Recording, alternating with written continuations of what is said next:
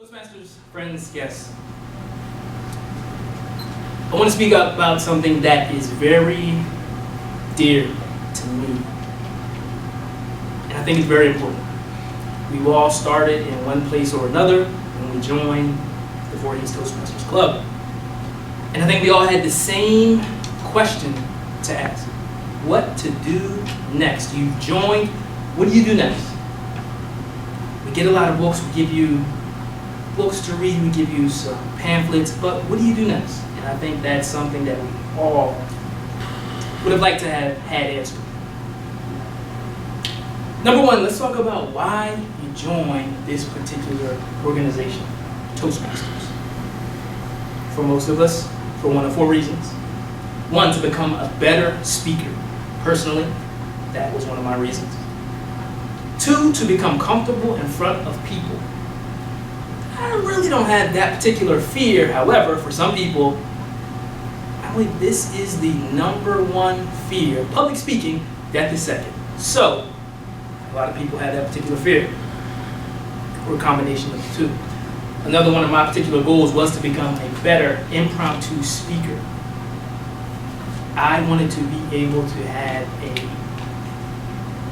salient conversation with every person I spoke to at any particular time on any subject. And I felt that Toastmasters was the organization that would help me accomplish that goal.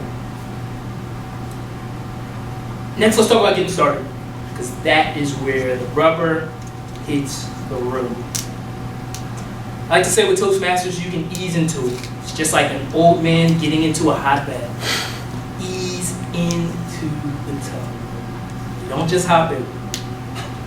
We have many roles that you can participate to become acclimated to Toastmasters itself.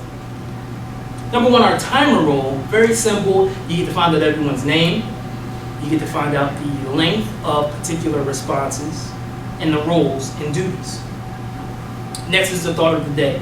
Very simple. You come up, you find a quote, a thought, something that makes you think. You just deliver it to us. You're up here for 30 seconds to a minute, minute and a half, and then you sit down. Very easy to ease into a new role. Another role, word of the day. You choose a word that is maybe not as used as often as you would like, or a word that maybe you don't hear as often. It also helps to hone your listening skills, which I think is particularly a benefit of joining Toastmasters. You're going to listen to the other members and you challenge them to use the word that you have chosen for that particular day. Then you're able to ease in to the adjustment. Next up, table topics. This is where you start to get a little bolder and you start to progress into different roles. You're going to come up and you're going to speak on a topic you may not have any knowledge of. It helps to improve your impromptu speaking and it gets you comfortable in front of a group again. 30 seconds, a minute. You want to push yourself every time, maybe a little further. A minute and a half, and deliver a speech. And then it works your way up into actually getting up and delivering a speech, which I think is the hardest thing to do. But once you do it once, you can just keep the ball rolling. Another reason I think that Toastmasters is so important is, or I think that getting involved is so important, is you want to get your money's worth. Everyone pays a fee to join Toastmasters. It's a lot less than the public speaking class, which is going to run you about about $134. This is $44 every 6 months. Get involved. You pay your money, get your money's worth. Get up and get involved. Personally, I like to get up at every opportunity. I would dominate an entire Toastmasters meeting if no one else wanted to speak. I'm going to get my money's worth. And it's a training ground. It's an opportunity for you to speak every week. There are not too many places that you can come up and speak and have a captive audience, which is another one of the benefits. Captive audience. They cannot leave. They won't leave. No one will be there. And you can speak every week. You can try your speeches out here first. Maybe you speak to a class, you speak to a group, you have a training class come out. Come here, let our group listen to your speeches, critique them, help you improve them. One of the things is you won't get better just by watching. You can sit, it's very entertaining. We have many entertaining people. Our past president, very entertaining. This man writes for a living. You can sit and watch him all day if you want, but that's not going to help you become a better speaker. So one of the main things is you have to become involved. One of the biggest things that people don't take advantage of is they do not enjoy the time that they have up here. With Toastmasters, one of the main things is you have to enjoy your time up at the podium. You get a limited amount of time, but have fun. We've all been on both sides of the podium, so no one's judging. We've all made mistakes, we all stumble. Enjoy your time here. Second, become a master of silence. When you get nervous, you don't know what to say, just shut up. Don't say anything, just be quiet, take a break. It is okay. I've done it a few times during this speech. I don't want to say I'll just stop and pause. Gather yourself, collect your thoughts. It's okay because everyone here has done the same thing. Another thing is that when you take that pause, the audience is drawn in. You have to enjoy your time up here. If I give a pause and I just sit here for 15 seconds, the audience is drawn in. You want to know what I'm going to say next.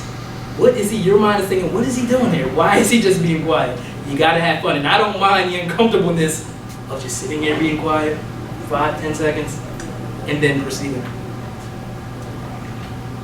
You have to use your power that you have with a captive audience to command the stage when you have it.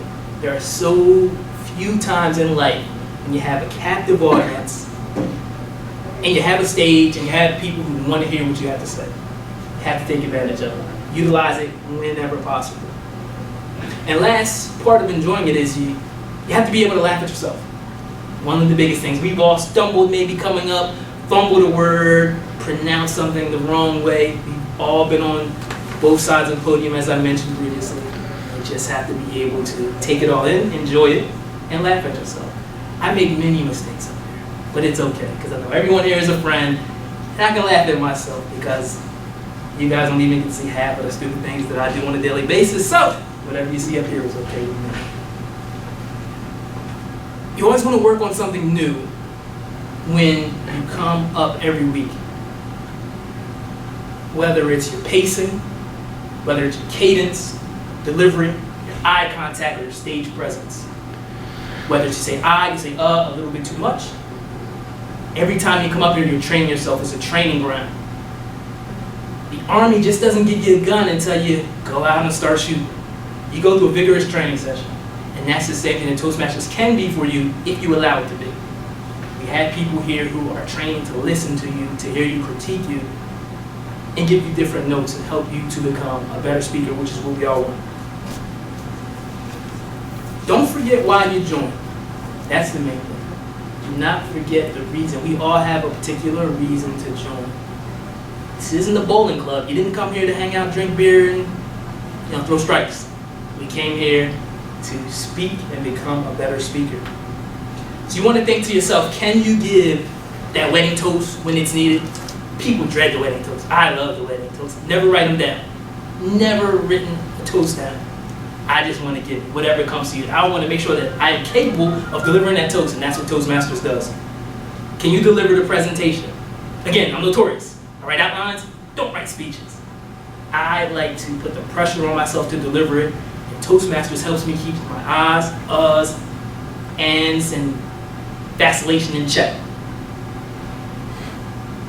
And finally, can you address that group? Can you answer that question when it comes time, when you're called on, whether it's at work or in any other situation? Are you able to stand and deliver when you're called upon? Toastmasters can help you do that. You just have to become active. Step number one is just to become active. And as long as you're willing to be coached and allow people to help you, there's no stopping and there's no limit to how far you can go. Thank you.